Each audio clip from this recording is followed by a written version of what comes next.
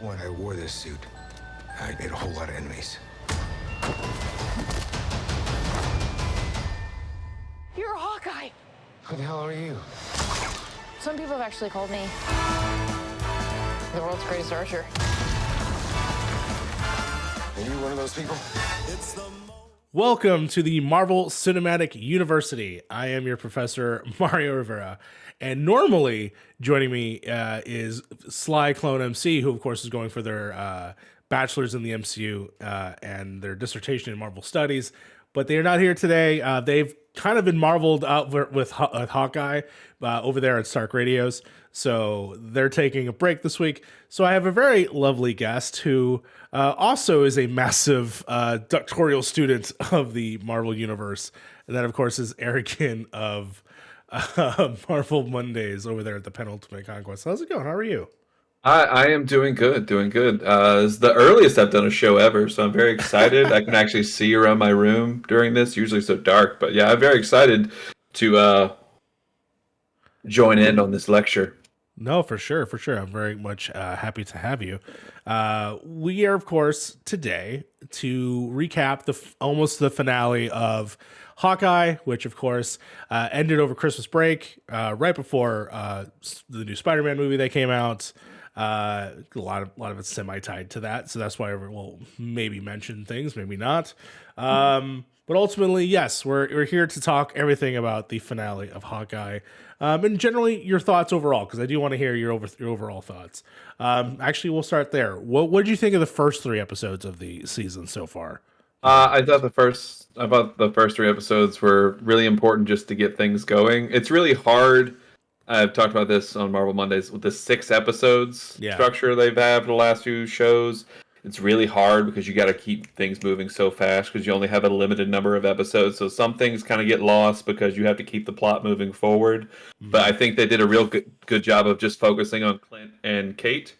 I think, of course, that's the crux of the show is their 2 friendship, partnership. And I think they did a good job there. The plot kind of fell a little bit. The mystery wasn't really there, I think, until around episode 4 or 5.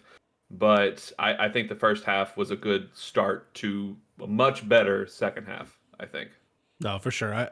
I by the way, is Discord glitching for you at all? Because I was doing weird eye things a second ago. Doesn't look weird to me. All right, cool. Making sure. It looks weird on my screen, but I'll let it pass because it doesn't look bad on the OBS.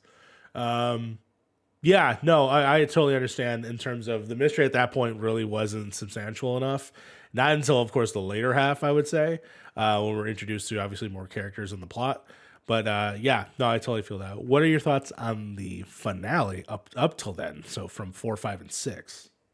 So obviously, since I have a new kid, I can't watch the show really on day of. Yeah, because wife and I schedule are so different. So I had to wait until Saturday. So I go into the finale and everyone is saying like, "Oh, this was just such a step back and it was so bad and everything." Yeah. I'm like, "Okay, I'm all right. Let me expect a bad episode or something." I went into it and I'm like, "This is actually really good." Like obviously, like there's so much going into it because they have 3 different things they have to worry about. Yeah, they're tying up so many loose ends. Yeah, but I thought it was really nice. Especially like the Clint and Yelena part on the ice. Like that's for me, I think that was the best conversation of the whole show. Like right up there with the Kate and Yelena first conversation in her apartment. Yes. I think that it was very emotional. And it was what I was looking forward to the whole show was finally that talk. And it worked for me. But yeah, I thought bringing in the big guy was I can't believe they did it. Yeah. I can't believe they did it. There's an element of like, yeah, they could absolutely do this story without him, but I'm just it's so enriched by him being there. And yes, it's the same Marvel problem of we're bringing something in to set up so that way we can have more fun with him later. But man, I'm just so happy he was there. And in the way that he was there, having an actual physical episode, which was pretty awesome in my opinion. I know a lot of people have some various opinions on his demeanor, his look, like the fact that he seems to be more impervious to damage than in previous that we've seen him. But yeah, I don't know. I personally, yeah, I like you're saying, like I really liked the last episode specifically because it felt very much the end of a caper of like a Christmas movie, like where everything's going like one of my favorite Christmas movies, which I don't know if you can see right there, is a Turbo Man. I was gonna bring that up actually. I was like, that's a nice Turbo Man doll you got there. Turbo. I mean, like that whole ending is insane. Like, there's so many things crisscrossing all over the place, and that's very similar to many Christmas things or many other things that you've seen. Where, yeah, there's gonna be Yelena and Kate Bishop fighting over here while he's like dodging snipers from Kazi, and then like the Kingpin's looming still around this story, and then they catch up. So like, yes, there's so many like crazy threads. I had a fun time. I actually, and this is me regretting what I said in the first video that we did for this show, which was I think the LARPer stuff was stupid. Now, hindsight 2020, when the show like follows up on it, keeps going with it, I'm like, I actually appreciated it, and I thought it was a cute little message, even if it is like police officers stealing shit and like, you know, and stealing stuff from lockups, but you know, they get to feel empowered by wearing suits.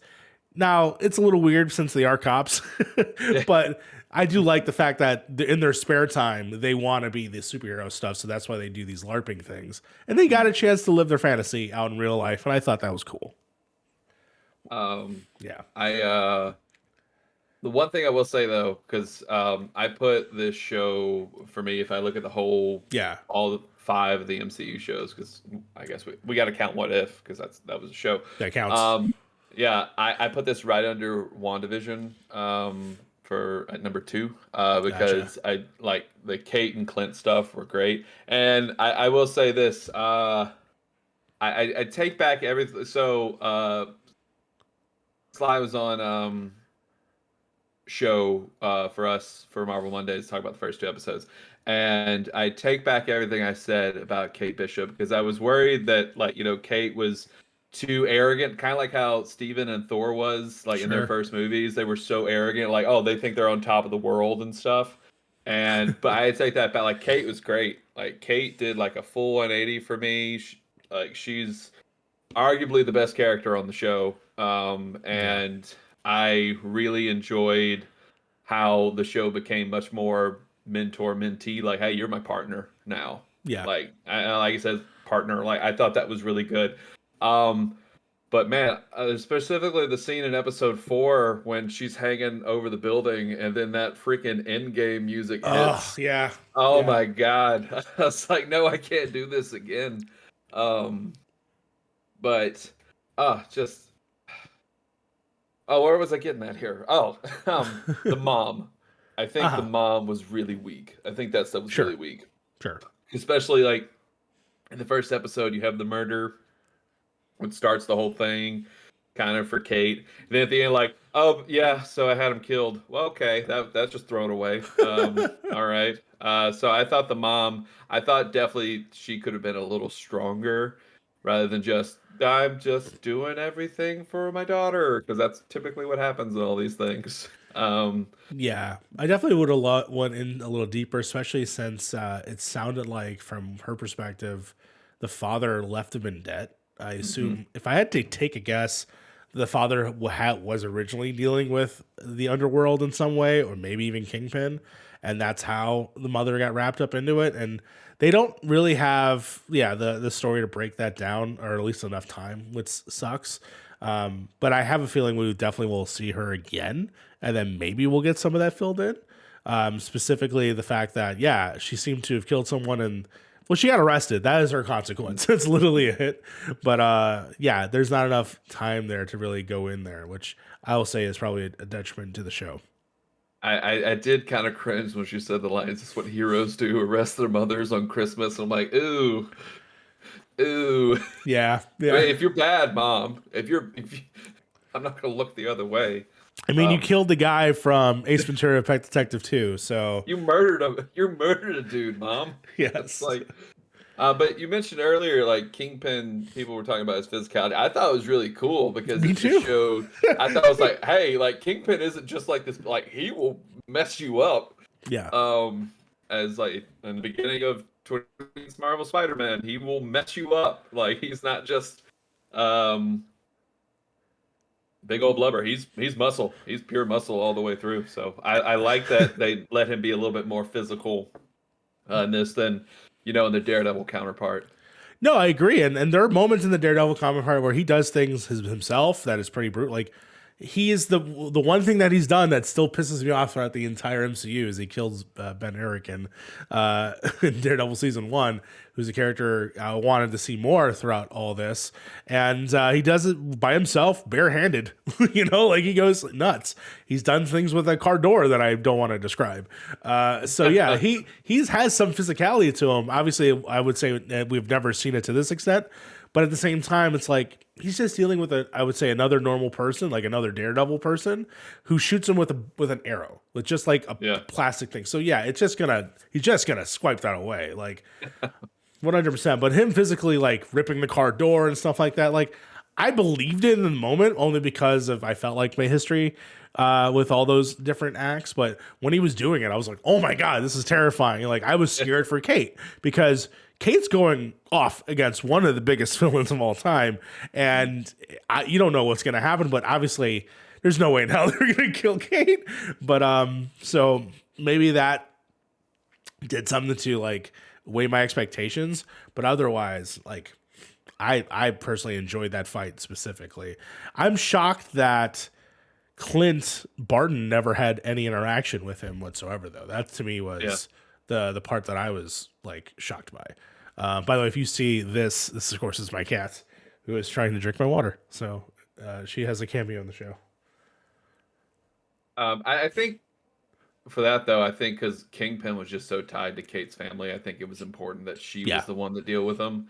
And then because like Clint's whole thing, it was dealing with, the trauma after Black Widow and all that stuff. So I think like having Yelena be the talk with him, like that's his big final confrontation.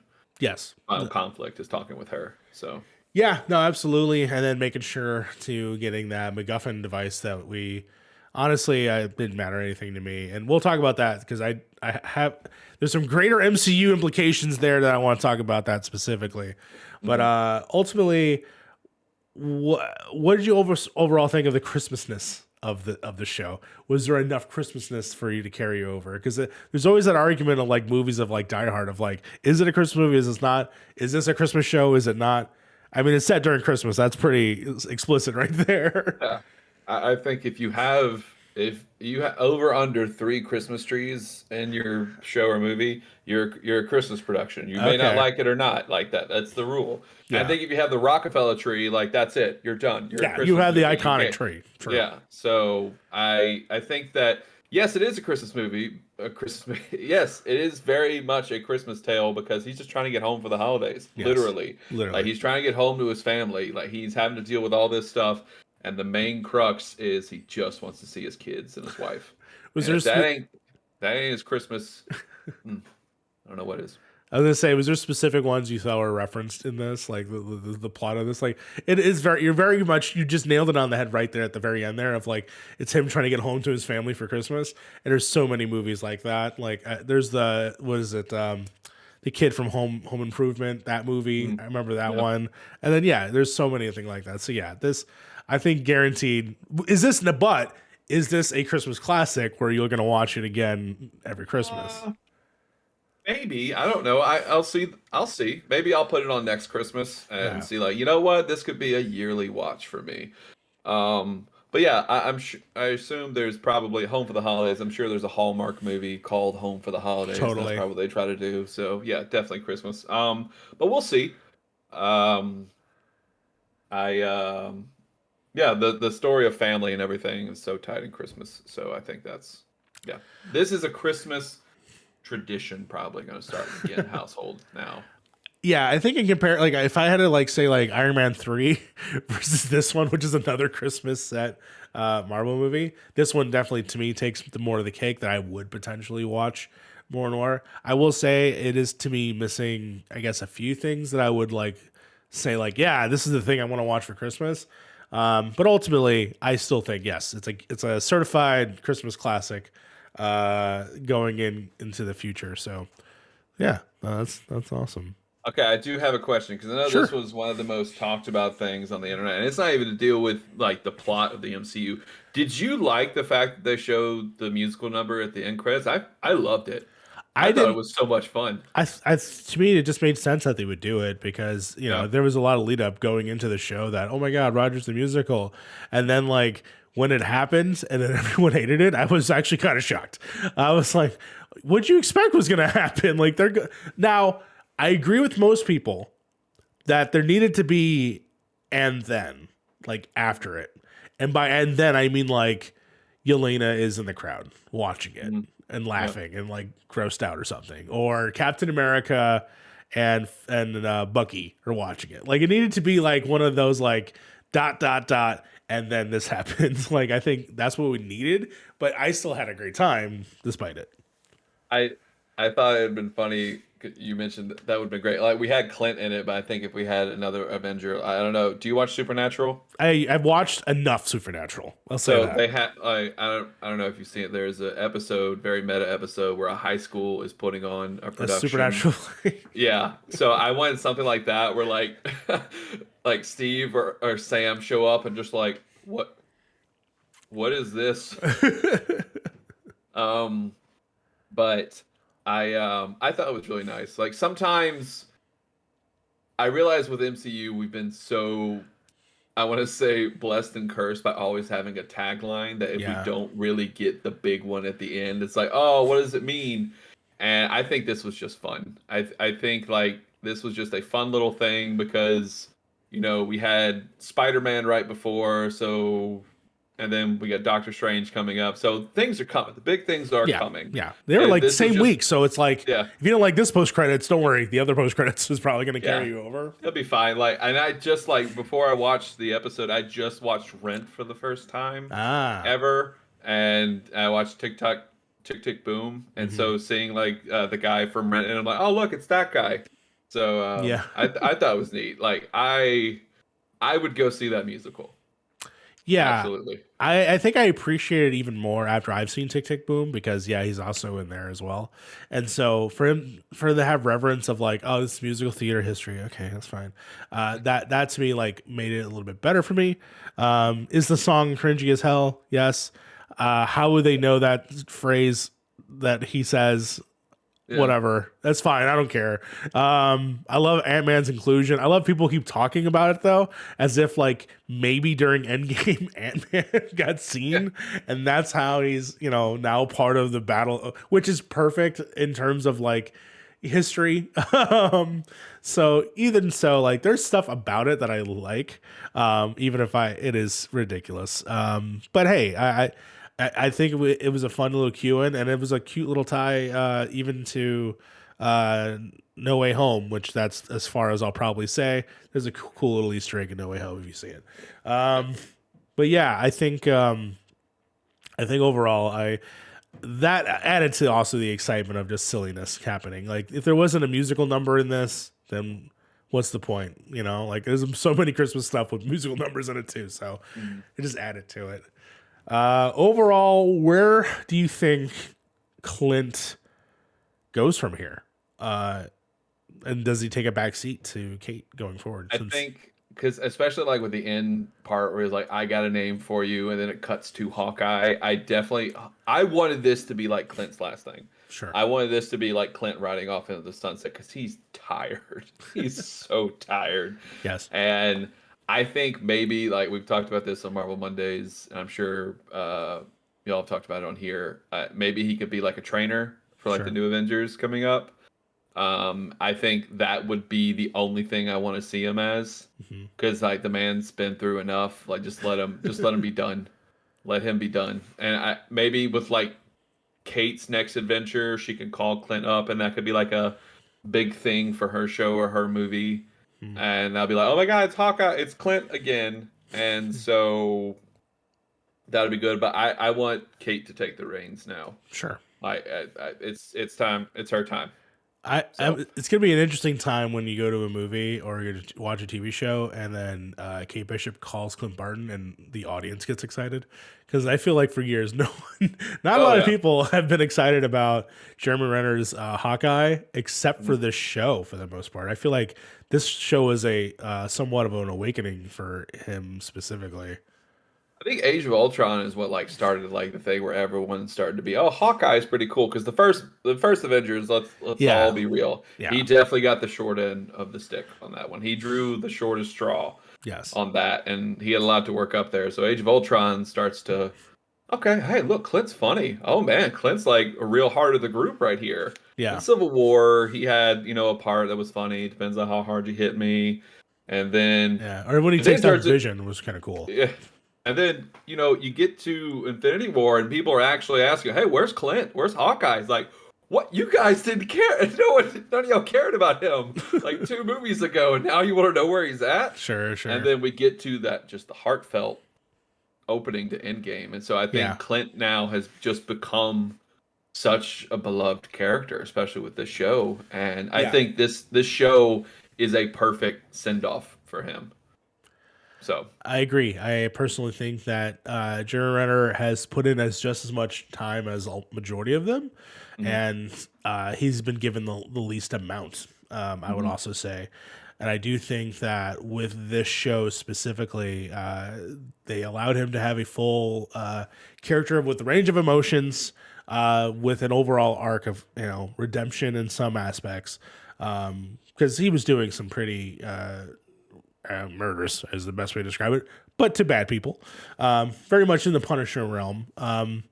They don't fully really, I would say, resolve that, but at the same time they resolve what they needed, which of course was his guilt towards Natasha doing the thing, which she brought him back to life in a lot of ways. She's the reason that he gets to have the things that he has because of it, and I feel that he feels sad that she had to do that, and I think that's what's pretty much important with the show.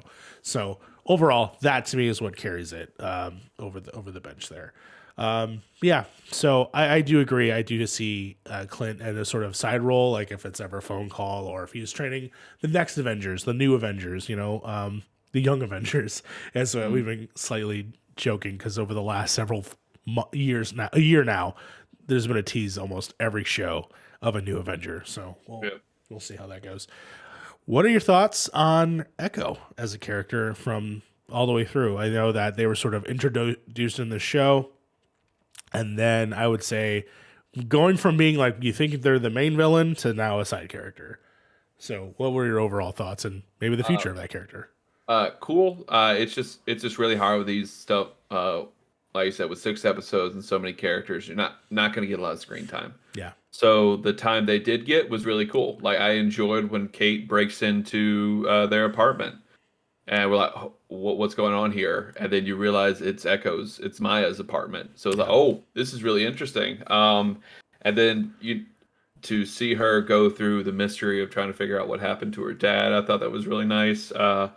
Obviously, at the end of episode 6, you get an off-screen quote-unquote kill that she apparently does on Kingpin, which I don't think happened at all. No, not at all. Nope. So, and we'll see when she gets her own show, because I know last week it was announced that the Daredevil and Punisher writers are going to be writing on her show. I'm like, oh, well, I'm very excited for this. I did not know that. I have to look that up. That's cool.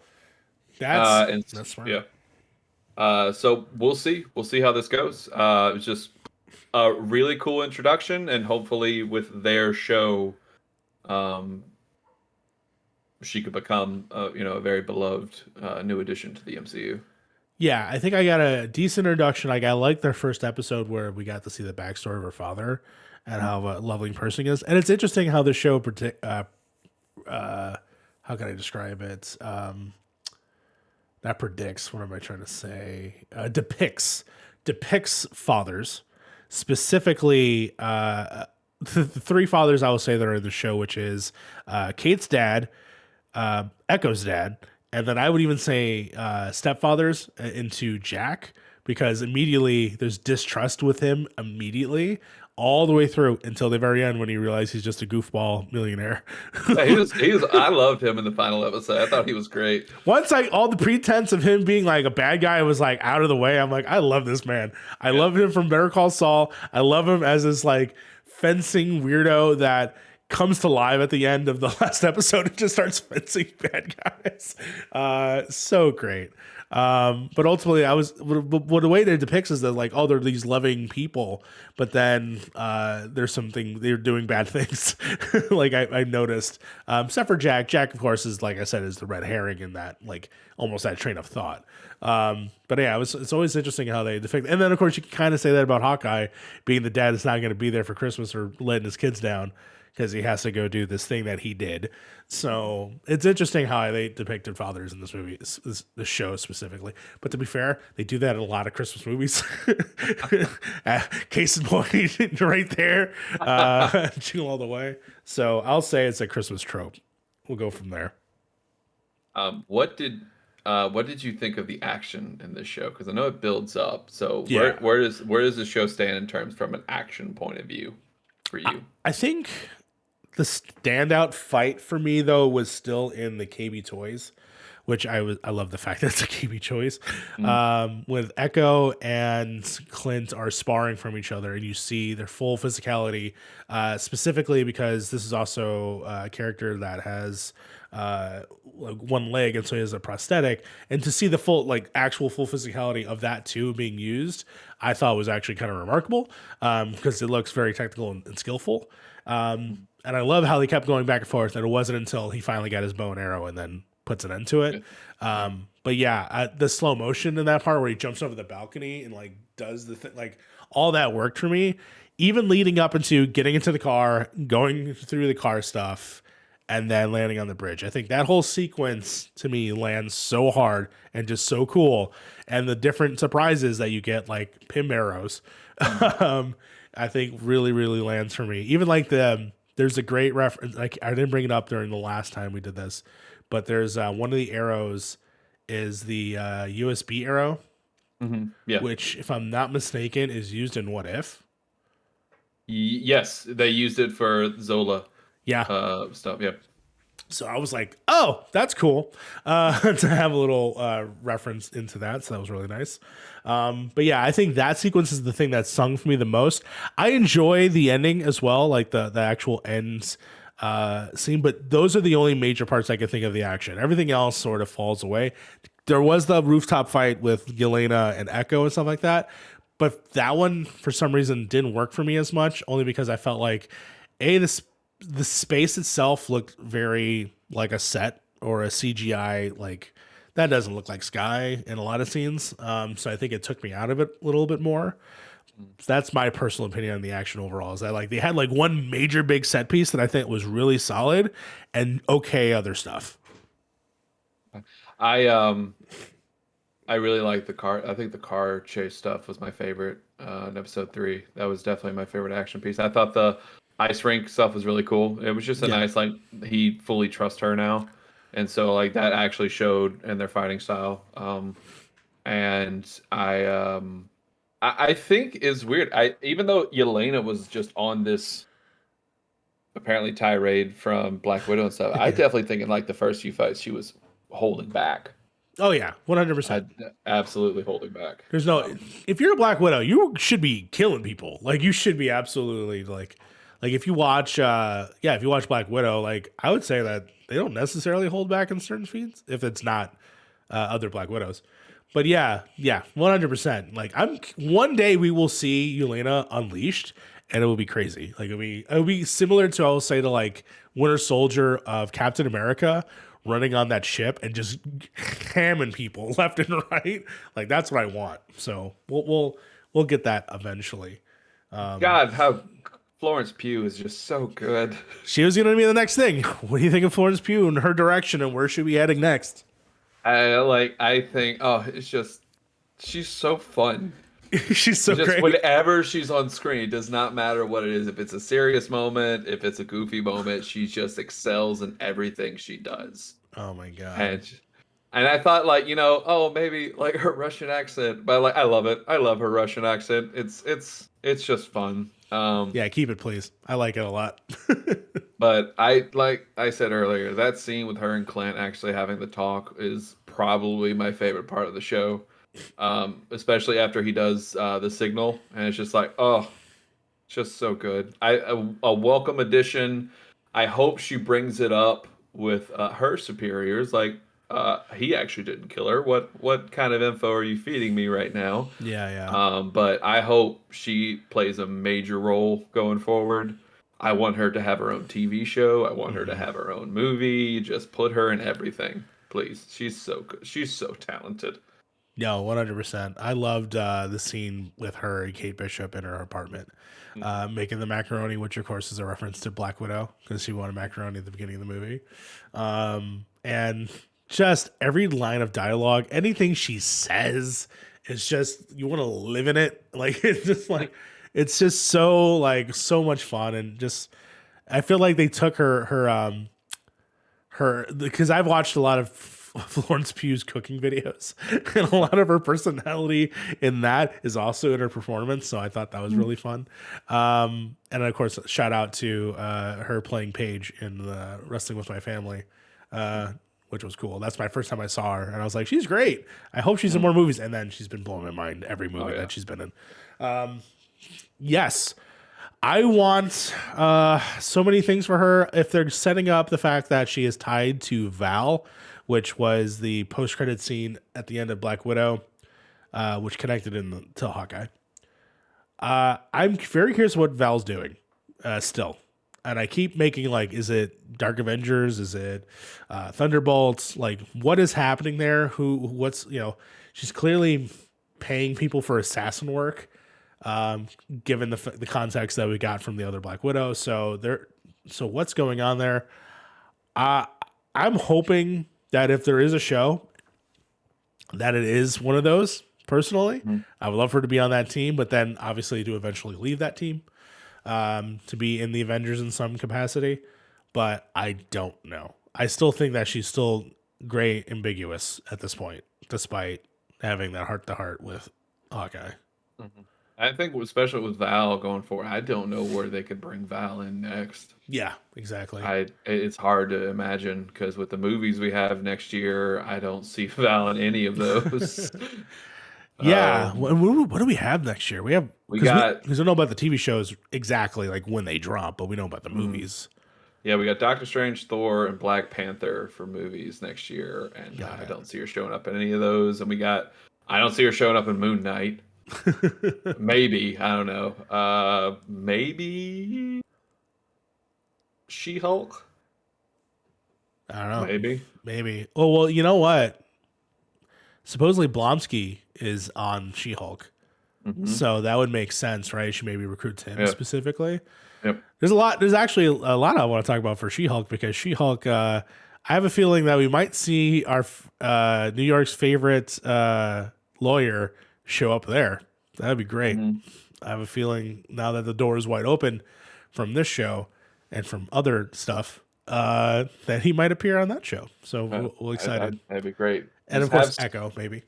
Yeah, have just one episode just in a courtroom for She-Hulk, please. Because one of the best scenes was the Punisher trial. Oh my God. That scene right there is so good, and if they can bring that, and I'm really excited that it's 10 weeks. It's 10 episodes apparently. She-Hulk. That's awesome. Okay, it's because I'm a real fan. I much prefer like the 9 to 10 episode shows because you actually have time to build up stuff rather than but it's going to be 30 minutes, like sort of like like WandaVision, like WandaVision. There's good things and bad things because ultimately I feel like they're different. I would say right. Like there's the 6 episodes, and they're building up a 6 story. But with 10 episodes, you could break off more and do other things in the 10 episodes. So I could see that. So yeah, okay, that's fair. Well, I'm very excited for Hawk. I'm very excited for She-Hulk and all the rest of the stuff as well.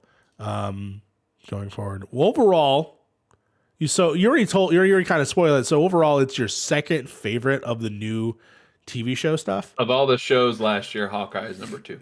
And where would it be? Let's just say I mean, you obviously don't have to know the exact number, but from the rest of the Marvel Cinematic Universe, where would you put it in the top 10 teens? Let me look at my list right now. We're hitting 30s, right? We're hitting the 30s. Oh my god, it's wild.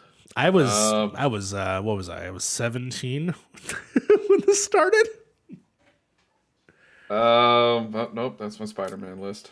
Iron Man, yeah. I Iron would, Man, yeah, 17. I 18. would put it right in the middle, so around 15. Yeah, around 15. Around 15. If the whole world, I think it's like square, right dab in the middle. Gotcha. For me. I think this is probably, I would say probably in the middle there too. Like I still have my top tier list. I don't think any of the shows actually made it on the top tier specifically, but they definitely made it into the teens and the 20s. Like they're sprinkled throughout there. I think for me, WandaVision's still my favorite just because if you do Bewitched or I Love Lucy, you're going to automatically get a rise out of me. And I had fun so much with the mystery and the death and all that. And I thought that was cool. It's so good. Yesterday was the 1 year anniversary. And it's like, oh my God, has it already been 1 year? It's been 1 year. Yeah. It's been winning awards too, which is great. So I really appreciate that. Second from that is Loki. I really love Loki because I'm a Time Lord who loves Doctor Who. So you give me a Doctor Who show, I'm going to also go for you as well. And then from there, if I can remember them all, I believe it was Falcon and Winter Soldier, and then I think Hawkeye is here. Okay. But this is not like, oh, these are better than others. Like this is just where it leads. Like this is what I would rather watch. Yeah. So, but ultimately, I enjoyed the show. I had a good time with it. Is it going to be something I watch during Christmas? Most likely, I'll give it a shot. And I personally think that if you haven't seen it yet, you should. Specifically, if you watched, Spider-Man, maybe this would be a good companion piece because it was sort of leads into a holiday spirit in some aspects. Best way to describe that. Rockefeller, you see the tree. So you see a tree. So see, it goes from there. Thank you so much for joining me here. Actually, being the first guest on Marvel Cinematic University. So thank you so much. I'm so honored. I really like what you guys are doing. It's so fun because I know that us at Marvel Mondays, we typically do MCU stuff. So it's really great that you guys are just like doing all the stuff before your Blade episodes. I think your Blade episode is still my favorite so far because I just love Blade so much. And I'm so excited for when you guys get to Ghost Rider. Oh yeah, me too. I'm excited to go there. For sure. Ready for Ghost Rider. So yeah, it's so fun. It's so fun. You guys are doing excellent over here. No, for sure. We try to keep an open mind, but once we watched The Punisher, it was very hard. It was very hard to do so. Oh my God, I'm having flashbacks to watching that movie now. I bought it on 4K in preparation for that episode, and I made mistakes. Trust me. But even so, yes, I love doing the show. Of course, the show is continuing on. We are doing this this week as you watch it, as we're recording it. And then next week after that, of course, we will be doing Spider-Man 2. And then from there, we're finishing off our first trilogy, which, of course, is we're ending Blade with Blade Trinity with that. So very excited. I'm actually very excited to go back to that because I actually remember enjoying it. But, so far my history with Blade has been hit or miss. So we'll see. We'll see how that goes. But ultimately, very excited about it. Oh, the one thing I do want to bring up, because the trailer did come out. What are your thoughts on the next Doctor Strange movie? I can't freaking. I'm so ready for Sam Raimi to be back in a director's chair again. I'm so excited to see that. I really, because they just finished reshoots last week. Yes. There better be some Evil Dead stuff in here, Sam. Like I just need Bruce Campbell, for sure. Just show me the Necronomicon. Just show me like a chainsaw hand or something. I really hope. And the multiverse is open. You can do that. And then it's just so wild stuff because if you see in the trailer, you see when Wanda's doing her hex magic, that looks like a TVA door right behind her. And it's just the weird parts of Marvel. I love the weird parts of Marvel. So let's Let's go. My brother's huge Doctor Strange fan. I had no idea. And he's texting me all this stuff like, oh, that creature. And I'm like, oh, I did not know this. But I'm so ready for Doctor Strange, Multiverse of Madness. I got so many people that I got like either conflicting or they're the same thing. I'm not sure. But yeah, Shurmur-Gorath, I think is what people have been saying. It's like, oh, he's the monster in Marvel vs. Capcom. And then other people's like, he's the monster in What If? Like, oh my God, is it? Like, I'm very curious about like how we're going to handle that going forward. So very cool. The one thing I did want to point out was in the trailer, when you watch it and you see the Marvel logo, you notice that you see other old movie logos in there. And boy, oh boy, am I excited because, man, am I happy that we started the show to explore all these old characters again, because we actually might see them yet again as a witness to, other movies in the Marvel movies. The big rumor is that John Krasinski is going to be showing up as Reed Richards in this. That would be dope. That was the rumor from yesterday. So. They need to go wild with it. Like if they did not call Chris Evans to come back as the Human Torch, or like obviously the rumors are there's so many of them. There's Tom Cruise's Iron Man is one of them. There's shots of James McAvoy and oh my God, Jean Grey. Oh, Famke Johnson? No, the other one. Sophie Turner? Sophie Turner with red hair again. In London, so where people are like connecting dots that either don't exist. So there's stuff that I'm very excited about, but it sucks because we're not going to finish the show by the time that happens. So when things happen that we haven't going to cover for a while, like Sophie Turner, for instance, I'm like, don't worry, Sly, we'll get to that eventually. I just hope with this, like they do like the No Way Home approach, where like all the fan service and stuff is integral to the story. I agree. Because I mean, I would obviously, but Evil Dead's not going to serve any point to the story, so just show me Evil Dead stuff. That's fine. Sure. But I hope it's just not just fan service for the sake of fan service. Because No Way Home showed us that you could do fan service and have it be integral to the character. So that's what I hope. I hope it's just not every 3 seconds it's a cutaway Family Guy joke of, hey, remember that? Or something like that. So no, for sure. Eric, where can people find you on the internet? Hi, you can find me at Eric C. Ginn on Twitter. Typically doing Marvel stuff. We got a show tomorrow reviewing 2021, everything Marvel 2021. What happened, favorite shows, favorite show moments, movie moments, all that stuff. And then that's about it. Marvel's great. I of course will include the link to that if it makes it on YouTube. I'll include that at the description of this video, so if you want to check it out, it is down below. Of course, you can find me here at Point in Progress, where we do the Point in Progress podcast. We are back this week with episodes, so you should be able to see that on our feed, as well as I am doing a lot of Twitch streams. So go hang out with me at that Mario Rivera at twitch.tv. I've been doing weird stuff, so it's been fun doing new different things. Otherwise, yes, you can find me at Twitter at Nightmute City. And overall, I think that pretty much sums up our class today, our extra credit for Hawkeye. Again, I want to thank you so much for being here on such short notice, too, honestly. Thank you. Of course. And until then, class is dismissed. I should be back in a day or two. Hang on a second. Things have gotten more complicated.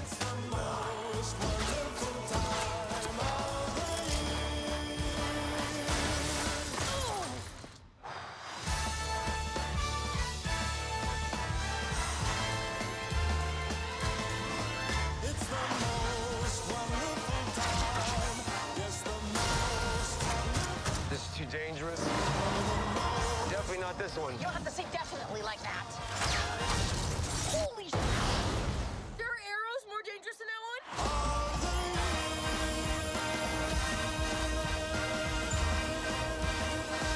Oh, it's just some Christmas.